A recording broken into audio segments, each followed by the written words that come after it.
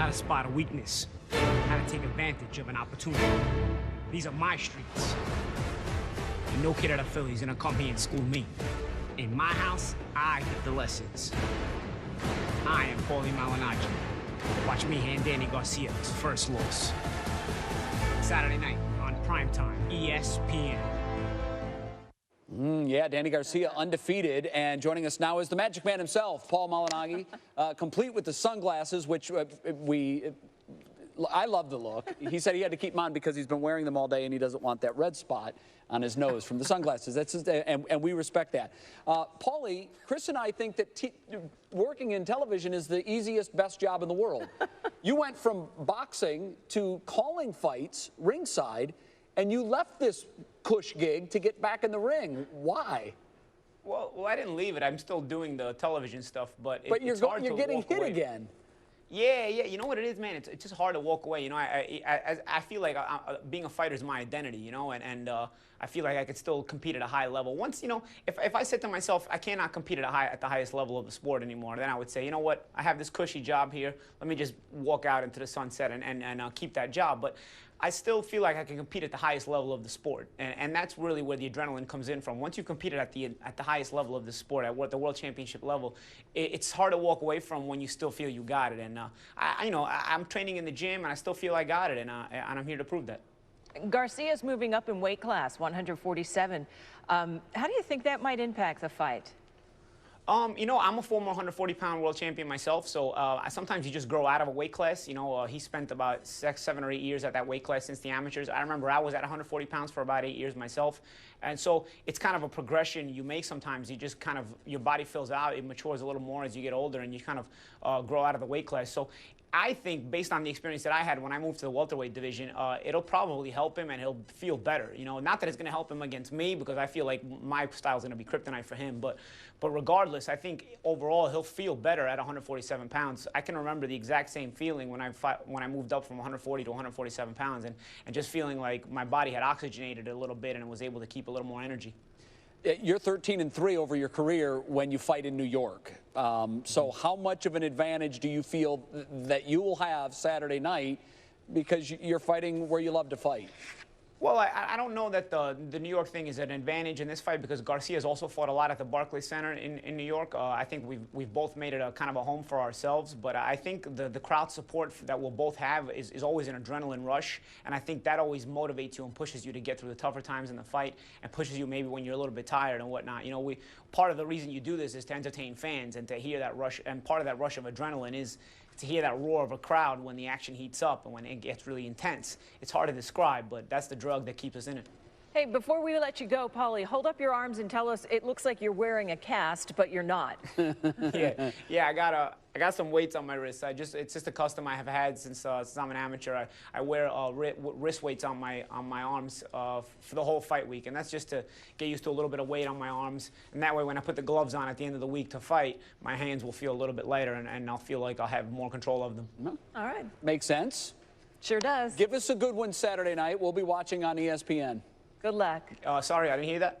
Give us a good fight Saturday night. We'll be watching on ESPN. Oh, absolutely. All absolutely. Right, I plan on putting on a great show, and I feel like the matchup is intriguing for a lot of boxing fans and non-boxing fans, and believe me, I'm more than ready for this fight Saturday night. Good luck. Thank you. Well, 17 knockouts.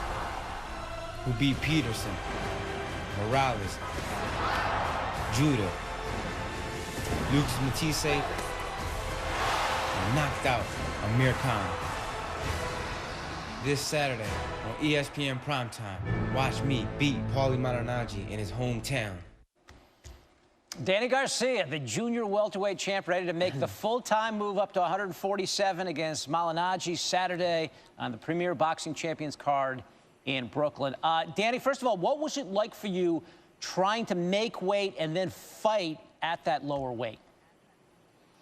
You know, I was a champion at 140. You know, I had 5 title defenses at 140. I've been at 140 pounds since 2007 as an amateur. And, you know, my body was just, you know, I just couldn't make the weight anymore. I didn't feel strong anymore. And I feel it was time for me to move up to the 147-pound weight class, where I'm going to be a lot faster, a lot stronger. And the people will see that Saturday night. How is this change at getting a little extra weight? How is it? Do you think it's going to help you in the ring on Saturday?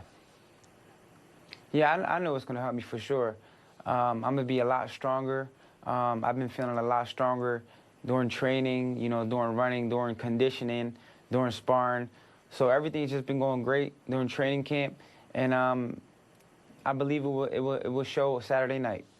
Hey, I used to be a wrestler. Anytime I made weight, I would immediately go for a sack of food and start eating. What's the first thing you do after you make weight? The first thing I do all the time, I go eat steak and asparagus. It's my favorite. I've been doing it my whole career. So, some nice steak, medium well, and some asparagus.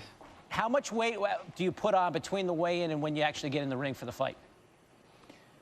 I believe I put on about, I should be going into the fight about 154 pounds. So, I say about 7 pounds, 8 pounds the most. I never gained more than 8 to 10 pounds. What is the scouting report now on Malignaggi? You know, I just got to go in there and be smart, be Danny Garcia. I got to keep my hands up, use the jab. You know, I'm faster than him. I'm younger than him. I'm stronger than him.